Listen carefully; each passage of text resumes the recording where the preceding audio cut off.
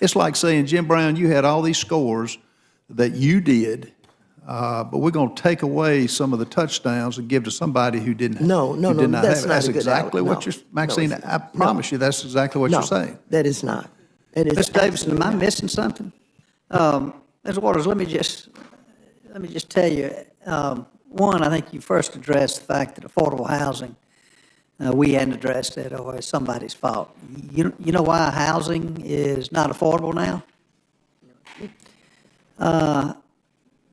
There are no battery-powered dump trucks. There are no battery-powered airplanes to fly people back and forth. Gasoline, fossil fuels are still the rule of the day in America. You're not going to get rid of oil and natural gas. The supply chain for getting materials to the job site, it's just not there. I can't get meters for housing. We've canceled more housing projects of developments because you can't get stuff. Time is money. And then you keep saying middle class, rich, middle class. I know a lot of people, if you look at their balance sheet, if you look at their net income, they choose to pay mortgage guarantee insurance because they have their equity tied up in other projects. So they choose to pay the mortgage guarantee insurance. It's risk-based. If you own a rental house and are wanting to sell it, you would want to self-finance, you would have a difference in rate for those who put down 20% or more versus those who put down 3%. It's just like Congressman Davidson said, it's risk-based, and it should be. If you self-financed, you would have to have a difference in the interest rate. Now, Maxine, you're not doubting that those with lower credit scores and lower down payments are paying less than those with higher scores and more down payments. You know, I mean, you're not disputing that, are you? No, I'm only talking about those who are making less than a 20% down payment but had adequate credit scores. I'm not talking about anybody with lower credit scores. These are people who have the right amount of right credit scores, not people with less credit scores at all. But No. So you're saying those with a higher credit score and more down payment are going to be paying the same, or going to be paying more than those with a less credit score and less down payment? No, you take into consideration that there are fees that everybody pays.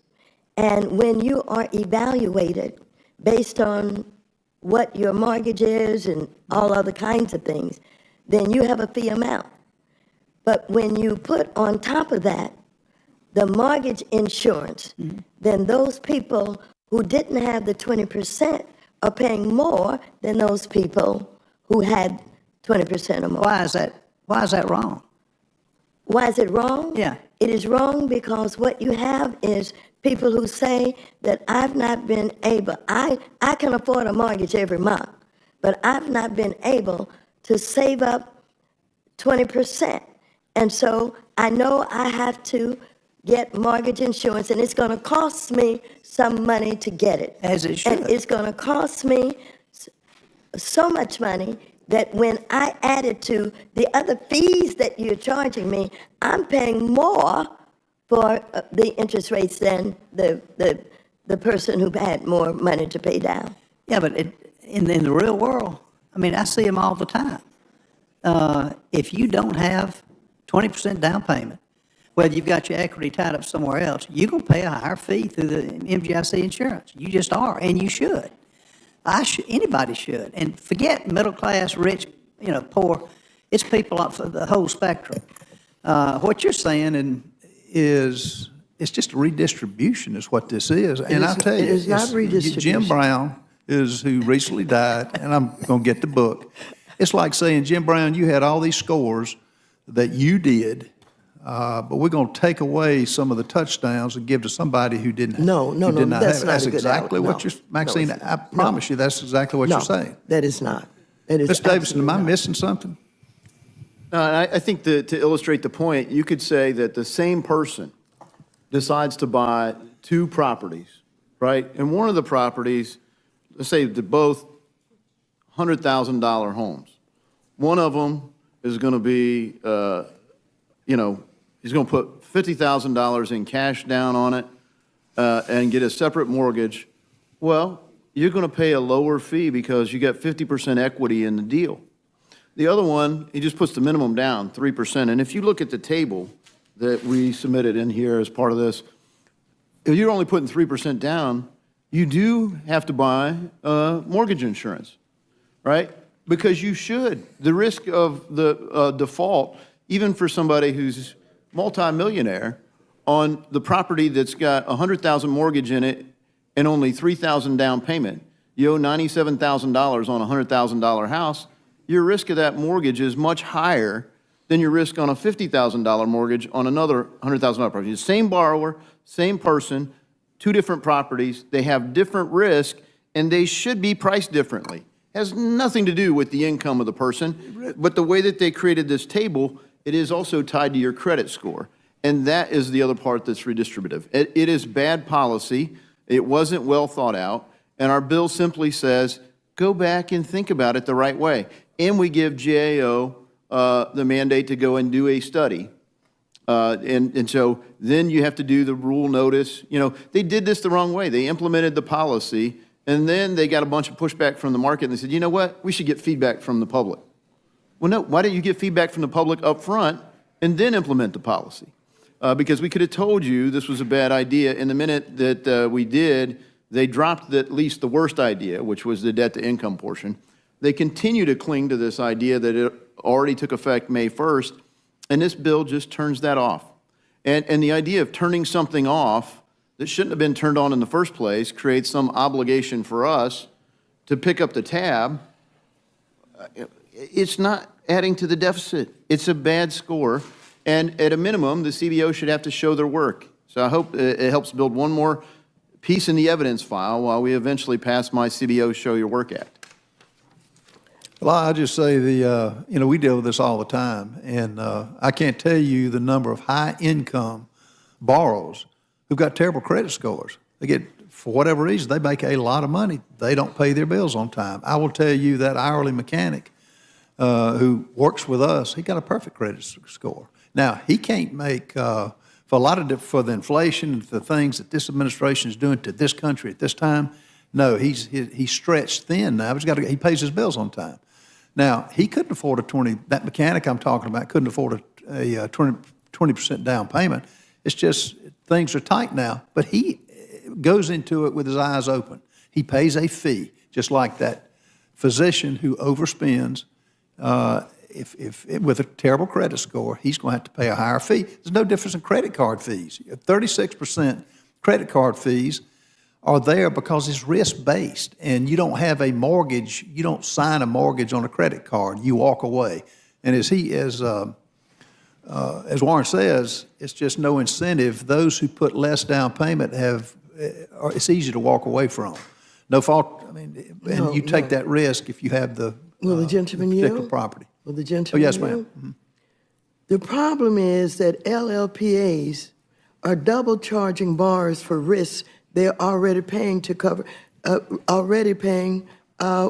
the mortgage insurance. Yep. Don't forget the fees that you pay. I get that. Takes in consideration risk, Give me an example. okay? You walk me through an example of what you're talking about that's unfair. Show me 2 scenarios. Well, there are a whole list of fees. Let me see they're 'em. going to do. We have a list of fees? No, I'm not talking about, I know the fees. Yeah. I'm talking about, give me 2 borrowers. But Give me, no. But this you have to take into consideration. When you are, here's some factors that determine the LLPA fee amount. Now, everybody has to pay these fees, right? And they take into consideration a lot of things. The purpose of the loan, such as to buy a condo or an investment property. get that. Loan features, such as a fixed rate mortgage, borrower characteristics, everything. Amount of down payment, credit score, whether the borrower received housing counseling, first-time home buyer. All of this stuff is in the fees that are charged. And so when you don't have 20% down, you still are being judged in these fees because there's some risk that they have calculated and they've determined. So you're paying for the risk in the fees as they're calculated, and then on top of that, you have to have the mortgage insurance. And that means that you're paying more for your mortgage than the person who paid, 20% down. It's equity. It's equalizing. It's redistribution. Now, look. Maxine, it's redistribution is all you're talking about. Just a moment. No, redistribution is a $180 billion bill that taxpayers are going to have to foot the cost of. Listen, even if you don't like the way it works, even if you don't think it should work that way, I don't believe that you shouldn't have to pay for it if that's what you're going to do. And it's not 180 billion that's determined. It's 300 plus billion that Mr. Davis. Do you believe that that's fair? I don't think you do. Maxine. You don't want to increase the debt. Okay, on the debt part of it and on who, let's get the examples you gave me. Oh, you didn't really give me two examples of what's fair and what's unfair to walk me through a scenario. I get the MGIC insurance. I get the difference. And I will tell you this, if you had a house, and I'm sure you own rental property, you would charge a different, if you were self-financing, you would charge a different fee, we'll call it mortgage guarantee insurance or whatever, for those. Okay, go ahead. For those who have a less credit score than those who have a higher credit score, to protect your interest that you have worked hard to afford. And all I'm saying is, this is nothing but redistribution of penalizing those with a good credit score and subsidizing those who, for whatever reason, have a less credit score. It's just like the example I gave you. Jim Brown taking his record away and giving it to somebody because, for whatever reason, they couldn't do what he did. Look, you're a lover of Jim Brown's, and you'll use Jim Brown as an excuse for everything. Because you got his book. We talk about this all the time. But I'm sorry, I said 180 billion, and they reminded me that it's 1.8 billion. But it's still 1.8 billion. Kind of a lot of money. With your amendments, how much is it? I have no amendments. We have a manager's amendment, but the amendments that Democrats have proposed don't just deal with this, they deal with the whole idea of loan level price agreements.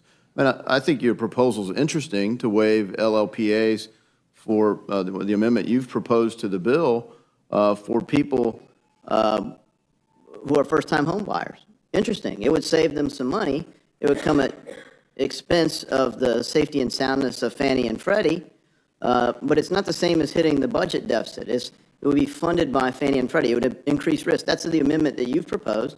There's no pay-for proposed in your amendment, but it would eliminate not just the new fees that are proposed by and implemented by Director Thompson. It would eliminate all LLPAs. No. This is your proposal. Reclaiming my time. No, that's not, okay, reclaiming your time. Maxine, I'd love to see, a breakdown. You tell me, use whatever number of price for the house. You give me two breakdowns, and you tell me what's so fair about both of them, and I'll be glad to have this debate offline. I don't want to take any more time, but this is none other than redistribution of wealth. And you're talking about a product. Housing, so goes the economy, so goes housing, because you've got over 200 different, you affect over 200 different areas that makes this a serious issue. And it's already hurting right now all across this country. I yield back.